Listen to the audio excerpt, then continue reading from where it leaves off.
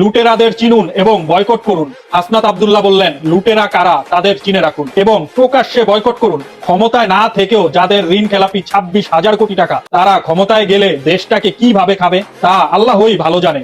এই লোভী ক্ষুধার্ত গোষ্ঠীর হাত থেকে দেশকে বাঁচাতে এখনই সবাইকে সজাগ হতে হবে, তা না হলে পুরো জাতিকেই এর মাসুল দিতে হবে। একমত হলে লাইক, কমেন্টস এবং শেয়ার করে পাশে থাকার আহ্বান জানাচ্ছি। ধন্যবাদ। পোস্টারে বিসমিল্লাহ না লেখাই উত্তম। বিসমিল্লাহ কি এতই সহজ জিনিস যেখানে ইচ্ছে সেখানে লিখলেই হলো? পোস্টার কিংবা ব্যানারে বিসমিল্লাহ লেখা মোটেও ঠিক নয়। যারা ন্যূনতম ইসলামী জ্ঞান রাখেন তারা কখনোই লিখবেন না। তাই বলে এটা বলিনি যে লেখা যাবে না, অবশ্যই লিখবেন, তবে তা সংরক্ষণ করার ক্যাপাসিটি থাকতে হবে, যাতে করে ছিঁড়ে পড়ার পর তা মানুষের পায়ে না লাগে কিংবা ডাস্টবিনে না যায় অথবা প্রসাবাগারে না যায়। চোরদের প্রমোশন। হাসনাত আব্দুল্লাহ বলেন, অতীতে সংসদে গিয়ে মানুষ চুরি করত, সংসদ সদস্য সংসদে যাওয়ার পরে চোর হতো, টেন্ডারবাজ হতো, লাইসেন্স নিজের নামে নিয়ে চুরি করত। আর এবার দেখলাম একটা দল 45 জন চোরকে আবার সংসদে ঢুকাচ্ছে। আপনাদের কাছে প্রশ্ন, তারা সংসদে গিয়ে কি জনগণের সেবা করবে নাকি তাদের ঋণ পরিশোধ করবে? মুক্তিযুদ্ধের বিরোধিতা মানেই স্বাধীনতার বিরোধিতা নয়, বললেন সাদিক কাইয়ুম। ঠিক কিনা বলুন তো? ডক্টর শফিকুর রহমান বলেন, আল্লাহ যদি সরকার গঠনের সুযোগ দেন তাহলে জনগণের একটি টাকার উপরও আমরা হাত বসাবো না। আমরা কথা দিচ্ছি, আল্লাহ যদি আমাদের সরকার গঠনের সুযোগ দেন তাহলে চাঁদাবাজদের অস্তিত্ব বাংলাদেশের 56,000 বর্গ মাইলে সহ্য করব না। দুর্নীতিকে মাটির নিচে চাপা দেওয়ার চেষ্টা করব। ইয়া আল্লাহ, ডক্টর শফিকুর রহমানের এই মন্তব্যকে তুমি কবুল করো, আমিন।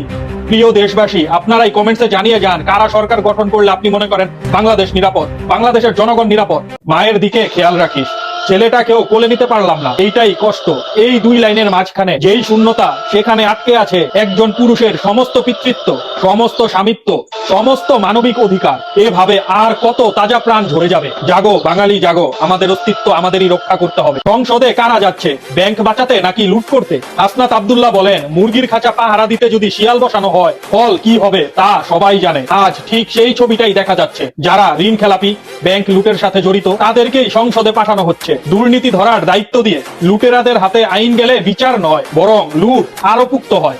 এই দ্বিচারিতা মেনে নিলে ক্ষতিটা শুধু ব্যাংকের না, পুরো দেশের। ভিডিওটা যদি ভালো লেগে থাকে অবশ্যই একটা লাইক এবং শেয়ার করে পাশে থাকার আহ্বান জানাচ্ছি। সর্বমিত্র চাকমা অনেক প্রতিভাবান, এদের রক্তে নেই দুর্নীতি, চাঁদাবাজি বা অপকর্ম, অথচ ছাত্র দলের অভদ্র এবং তারেক রহমানের প্রিয় চাঁদাবাজরা এই ছেলেকে নিয়ে নোংরামি করে। সর্বমিত্র চাকমারা তো মাদক মুক্ত বাংলাদেশ গড়তে চায়, এরা তো দুর্নীতি মুক্ত বাংলাদেশ গড়তে চায়, এরা তো দেশকে ভালোবাসতে চায়। তাহলে তাদের কেন বাধা? গঠনমূলক কমেন্টসের মাধ্যমে আপনাদের মতামত জানিয়ে যাবেন। ধন্যবাদ।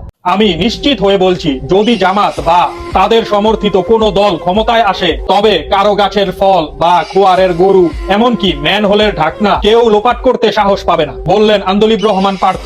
আন্দোলিব রহমান পার্থের এমন বক্তব্য জাতির জন্য একটা মেসেজ। ভিডিওটি বেশি বেশি লাইক, কমেন্টস এবং শেয়ার করে সকলের মাঝে ছড়িয়ে দেওয়ার আহ্বান জানাচ্ছি। ছাত্রলীগ নেতা সাদ্দাম কি পেল? সে পেল স্ত্রী সন্তানের মৃতদেহ। আর সে যাদের জন্য রাজনীতি করত তারা শত কোটি টাকা নিয়ে বিদেশে আরাম আয়েশ করছে। লোভ আর ক্ষমতার লোভ, অর্থের লোভ মানুষকে বিপথে নিয়ে যায়। বিএনপির চামচারা এগুলা দেখ, এগুলা দেখা শিক্ষা নে। ভিডিওটির সর্বোচ্চ শেয়ার চাই। ধন্যবাদ। আওয়ামী লীগের কোন নেতাকর্মী কারো কাছে ভোট চাবে না। আওয়ামী লীগের নেত্রীও দেশে নাই, শুধু ভোটের ব্যালট পেপারে নৌকা দিয়ে দেখেন। বাংলাদেশের সব দল মিলে যতগুলো ভোট পাবে, আওয়ামী লীগ একাই তার থেকে বেশি ভোট পাবে। যদি না পায় তাহলে এ দেশ থেকে চলে যাব, কথা দিলাম, বললেন গোলাম মাওলা রনি। এই গোলাম অনেক বড় বড় কথা বলতেছে আওয়ামী লীগ নিয়ে ইদানিং। এই শালার একটা বাটালি দেওয়া উচিত। আওয়ামী লীগের দোষর মুক্ত বাংলাদেশ চাই। কে কে একমত আছেন গঠনমূলক কমেন্টস এর মাধ্যমে আপনাদের মতামত জানিয়ে যাবেন। ধন্যবাদ। চুরি করে যে লক্ষ কোটি টাকা বিদেশে নিয়ে গেছে, ওগুলো ওদের পেটের ভিতরে হাত ঢুকাইয়া আমরা বের করে আনবো ইনশাআল্লাহ। আগামীতে কাউকে আর চুরি করতে দেওয়া হবে না। ইসলামের বিধান অনুযায়ী এক চোরের হাত কাটলে শত শত চোর সাবধান হয়ে যাবে, বললেন জামাত ইসলামের আমির ডক্টর শফিকুর রহমান। আপনাদের কি মনে হয়, জামাত ইসলাম কি সত্যি পারবে দেশটাকে সুন্দর করে গড়ে তুলতে?